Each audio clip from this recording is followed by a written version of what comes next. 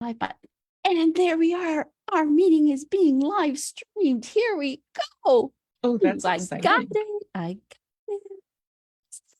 Hello, hello, hello, everyone. Welcome. Here we are again. Yay. Sandra and Shannon. I love how you did the little song.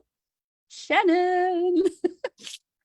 And today we're not just talking about our program, Nourish, our day retreat, our one day only day retreat, Nourish, but we're talking about a very important topic, calories. Dun, dun. Dun, dun, dun. Like, is a calorie, or is it more than a calorie? Does a calorie matter where it comes from? Or is it just a unit of measurement? Stay tuned after this commercial break. I love you. At least we amuse ourselves. Exactly. We can amuse ourselves. Yes. Hopefully we amuse the rest of the folks who are tuning in. But if not, that's okay. At least, we we're have happy. a good time. Yes, exactly. So, Shannon, why don't you go ahead and introduce yourself again? Okay. I am Shannon Vitale, and I am the CEO and founder of S. Vitale Holistic Health. That sounds very formal. I do one-on-one nutrition and wellness coaching, as well as various group programs, retreats, events, and speaking engagements. And I like to say I am not your average health coach. So although I am board certified in holistic nutrition, I will never tell my clients what they should or should not eat, and I don't do meal plans. I want my clients to come to figure out their own rules, to move away from the diet mentality, and we co-create actions and work on underlying beliefs that will help move them forward towards their health goals, but in a way that works for them in their normal everyday life. It's so important, right? Yeah, because if you can't do it in your normal life, then what's the point? And we all know diets don't work. Yeah. And diets, although they may have worked at one point, the older you get, the more they do not work and the more they actually mess up your metabolism. Yes. Yes. And at some point you have to go back to eating normally. Correct. Yes. So what does that mean? That's what we figure out together. Mm-hmm. Yeah. So welcome, everyone. And if you are joining us, say hi if you're here live with us. And if you are catching the replay, say replay, hashtag replay, and let us know that you're here. And so I'm founder of Me, Her, Us, and my business is focused on women and helping them fulfill, giving up all the judgment we hold for each other or for ourselves in particular. It's my goal to end this whole mean girl culture we live in. So let's go ahead and talk calories. So I was telling Shannon that a few months ago, well, maybe a year ago now, I watched this movie called That Sugar. That Sugar Thing is a movie that if you are on Amazon Prime, you can watch right now for free. And it is a young man who lives in New Zealand who is following primarily a plant-based diet, a food-based diet. Of course, we all follow a food-based diet, but a plant-based diet. And he decides to see what would happen if he engaged in a 6-week diet of what the typical American eats. So apparently the typical American consumes 40 teaspoons of sugar. It's an insane amount. So this movie was like really eye-opening for me. And one of the things that he did was, we follow him along in his journey, and I'll spoil it. Spoiler alert, he gets really sick. He goes from being, really amongst the top 10% or 15% of men in his age group. And after 6 weeks, being borderline diabetic, having all kinds of health issues, being really at the bottom. And the interesting thing about the whole experience is he didn't consume any more calories than he did when he was eating his plant-based diet. Right. So he was consuming 2,500 calories before. Now he's consuming 2,500 calories, but the quality of those calories has significantly changed. And he gains, I don't remember how many pounds. His health significantly deteriorates. And at one point, he's actually at the University of Toronto speaking to a researcher and says, how can I be eating the same amount of calories on both diets and yet having such a very different metabolic response or physiological response? And doesn't that mean that a calorie is not a calorie? Doesn't it matter where your calories are coming from? And the researcher adamantly says, oh no, a calorie is a calorie. It's just a unit of measure. It doesn't matter what its source is. And then of course they share that at the end, this person, and he's talking about his research, this person's research is being funded by Pepsi. Oh, I'm sorry. It's being funded by some company in the beverage market. Yeah. So yeah, very eye-opening. And so long-winded way of saying, Shannon, is a calorie a calorie?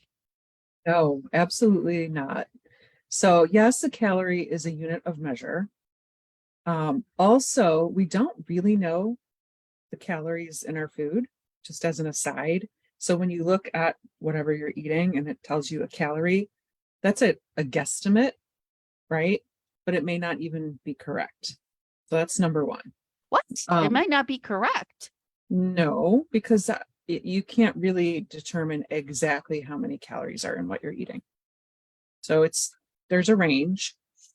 But a calorie is not just a calorie because a calorie of more nutrient dense foods, more whole foods, foods that your body actually recognizes as a food and knows what to do with it to break it down and use it as it needs, is different than if you eat a donut calorie, right? You could eat the same amount of calories in vegetables as you do a donut, which would kind of be hard to do. You'd have to eat an awful lot of veggies.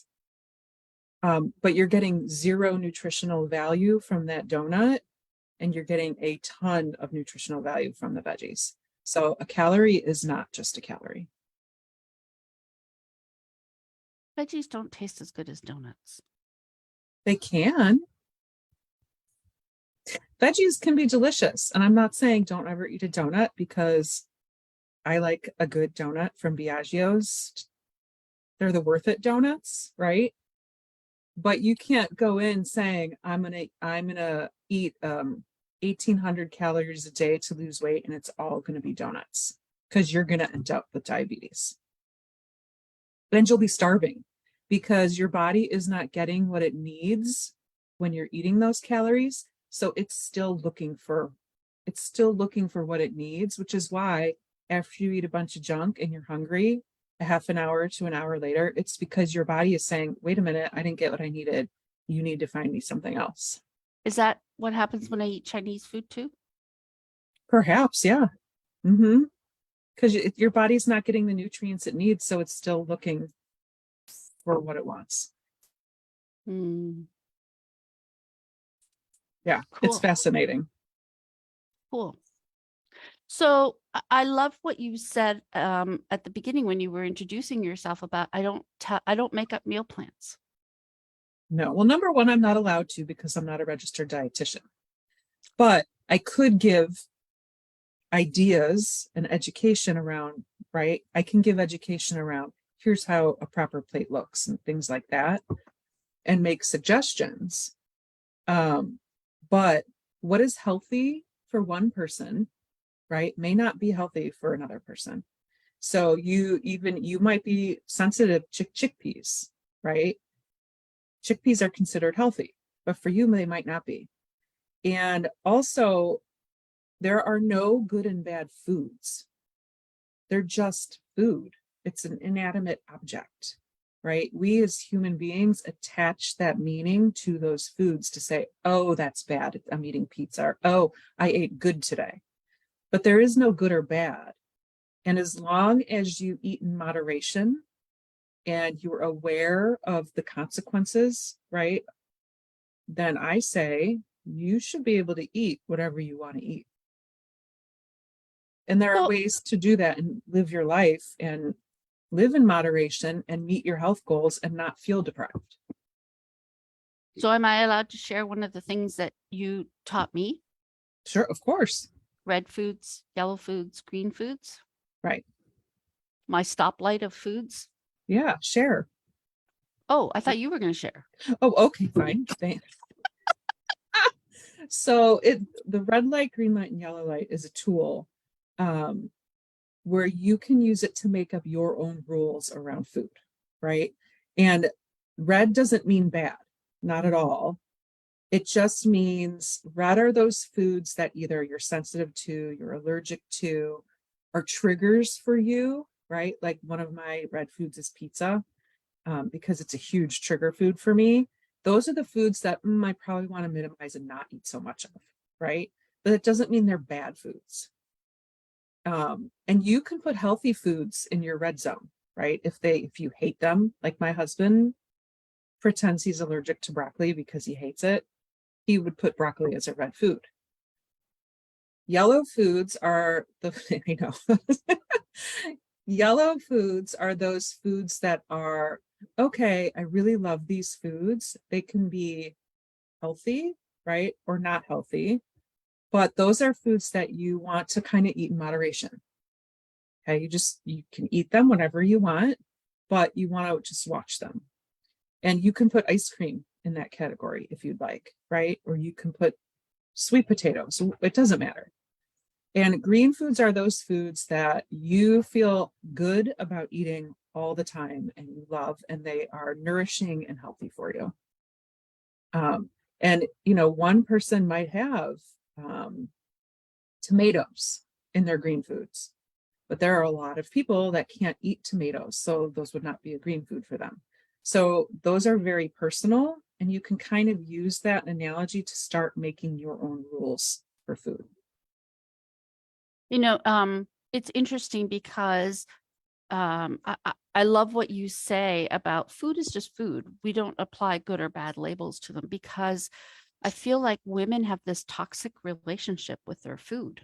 Oh yeah, definitely. Well, we say it all the time. I still catch myself saying it. Oh, I did really good this week. Well, you did Oh, I really did well really, this week. really well. Thank you for the grammar. Rolling my eyes. I did really well this week. Or, oh, I was so bad over the weekend, right? We're attaching that meaning because that's how we've grown up. That's what we've learned to do. And we've learned from everyone around us what's good and what's bad. And so we attach that meaning, but really, wine is just a glass of wine. And it can be good or not so great for you, right? At 4 o'clock on a weekday, it could be really good. It could be, yes. Or at 10 a.m. when you're on vacation. Why not? Oh, 10 a.m. on vacation. Oh, I like that clarification. Right? My kids like vacation mom. They're like, what are you doing? Vacation mom. Yeah, but the food is just a food. Yes. We're the ones that say that's bad, and what we're really saying is we're bad or we're good. And that's not true either. Yeah. And that's the root of shaming, really. Yes. Because guilt is I feel badly that I did something. Shame is I am bad for doing something. Yes. And no one is bad for consuming food. No, correct. Even when we consume foods that we know, well, I really enjoyed it. I just can't make an entire meal out of like half gallon of ice cream. You could, you just have to be willing to accept the health impacts of that and not feel bad about it. Yes. Yeah. And I, I also appreciated what you said about what's good for one person may not be good for another person. So in general, like you said, we have a tendency to label vegetables as good. And, one of my children, actually two of my children, are fructose intolerant. And we would, one of them had a more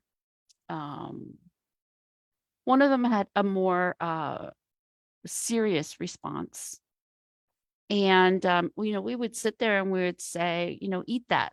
It's good for you, right? Eat your carrots. It's good for you. Mm-hmm.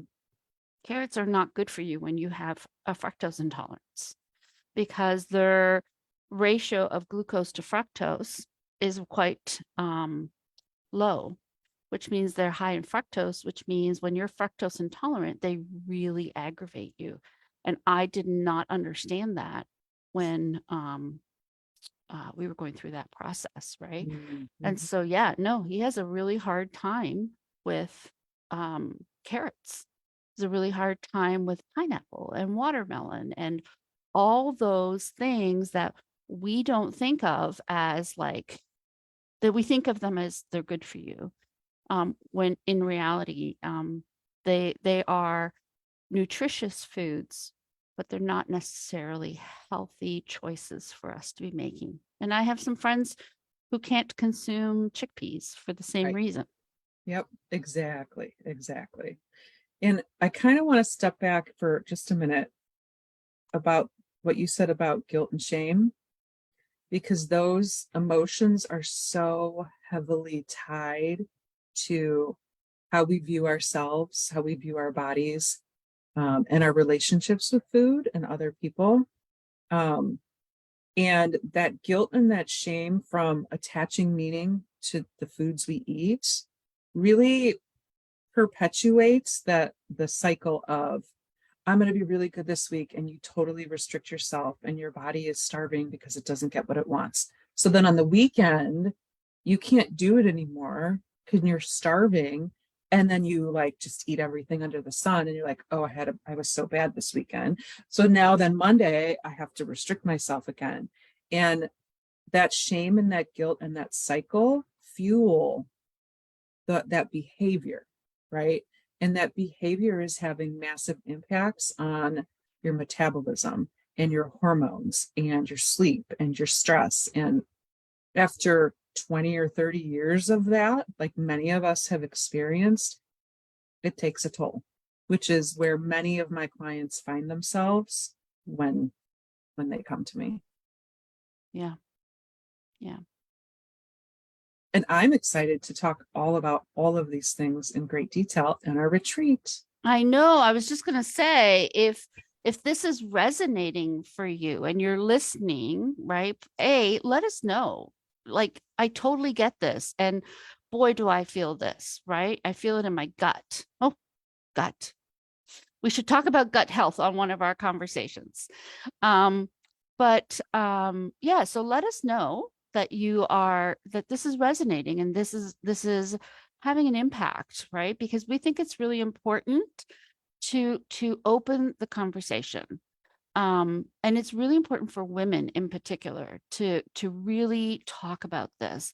I'm not saying that men don't experience these things, because they do, but I really feel like the numbers, it's much more a issue around women than it is around men in general.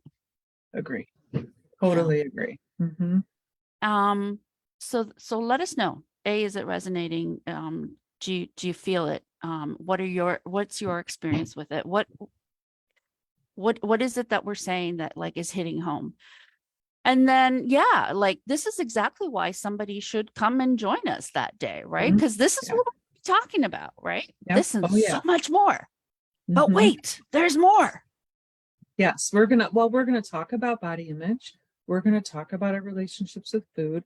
We're gonna talk about the guilt, the shame, the judgment. We're gonna talk about all of the impacts on us in the past and currently and moving forward. So it's going to be just such an impactful and important conversation to have, just to even begin to contemplate some of these ideas for ourselves. So I'm totally stoked for it. Yeah. So I know we said last time, and we can't, I feel like we cannot emphasize this enough. This is not just for people who are looking to lose weight. Oh, This is absolutely for anyone who ever looks at their food with any of those labels we talked about, mhm. good or bad, right? Yep, Whoever says, oh, I had a really good week, or I was really bad on the weekend, so I have to be like, because those are all symbols of the guilt, the judgment, and more importantly, they're a symbol of toxic relationships with ourselves and our bodies. for sure. Yep, Um, and we're so ingrained in that conversation that we don't hear ourselves when we say it. yeah, yeah, And yeah. usually, Oh, sorry, go go ahead. ahead. No, go ahead. I was going to say, I have a friend who's a fitness trainer, and anyone on the street who would look at her think, "Oh my God, she's so healthy," and blah blah blah. And she struggles a lot with these issues. So, like to Sandra's point, it's not just about weight management; it's about everything. It's about self-worth and your perspective of you. Yeah. And which is exactly why I personally am involved in this, because I think this is such an important topic, because fundamentally there's something else going on.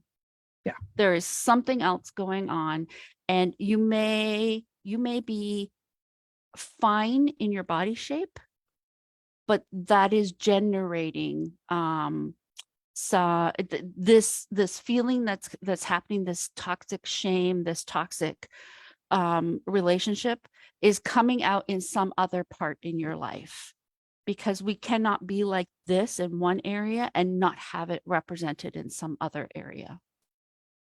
There is exactly. feeling involved in here. There is emotion, and there are fundamental beliefs about ourselves that are all wrapped up into this. Absolutely. All right. So we would love to see you. Registrations are already happening. We've had some registrations. I'm so excited to welcome these women and to be in relationship with them that whole day. It's going to be amazing. So let's go ahead and put the link up when we're done. The retreat is Nourish. You can find us on Eventbrite, but we'll go ahead and put the link here too. And we'll be back on Friday. Yes, if you want to hear about something specific or have questions, feel free to comment or reach out to Sandra or I. What are we going to be talking about on Friday, Shannon? We are going to be talking a little bit more about body image and some concepts around that. I know. We don't want to reveal anything? No, Oh, okay. it's a stay tuned cliffhanger Stay excitement. tuned about something else that's really controversial. Again, we amuse ourselves. Thank you for listening. You've made it this far. Bye.